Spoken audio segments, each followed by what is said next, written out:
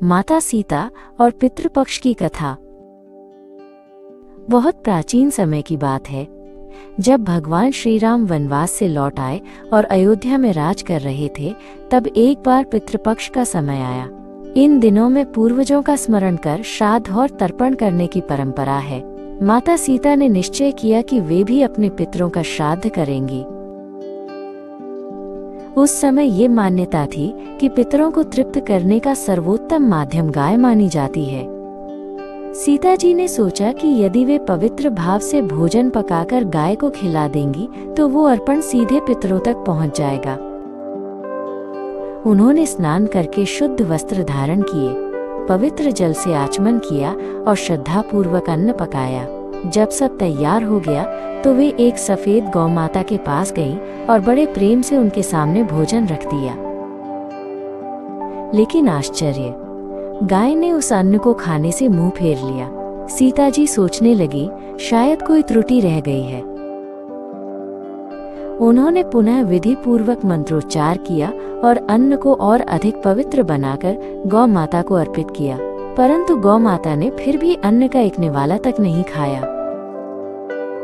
सीता जी का हृदय भारी हो गया। उन्हें लगा कि उनके पितर तृप्त नहीं होंगे और उनका श्राद्ध अधूरा रह जाएगा। उन्होंने गाय से निवेदन किया, हे गौ माता, तुम्हें पितरों तक अर्पण पहुंचाने का सर्वोत्तम साधन माना जाता है।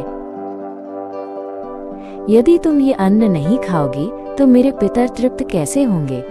तुम्हारे इस व्यवहार से आज का मेरा श्राद्ध असफल हो जाएगा।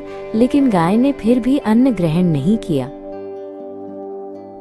तब माता सीता दुखी और व्यथित होकर बोली, हे गौ माता, आज तुमने पितरों के श्राद्ध का ये अन्न अस्वीकार कर दिया है, इसलिए आज के बाद श्राद्ध कर्म में तुम्हें वो विशेष स्थान नहीं मिलेगा।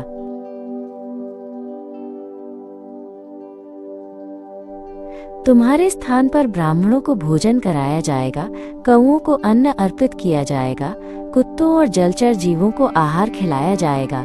इन्हीं माध्यमों से पितरों तक अन्न पहुंचेगा।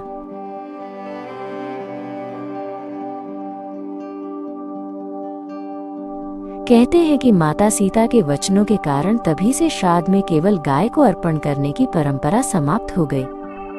ये कथा हमें ये संदेश देती है कि हमारे पितर हर जीव में उपस्थित माने जाते हैं, इसलिए जब हम अलग अलग जीवों को अन्न अर्पित करते हैं तो ये सीधा हमारे पूर्वजों तक पहुंचता है।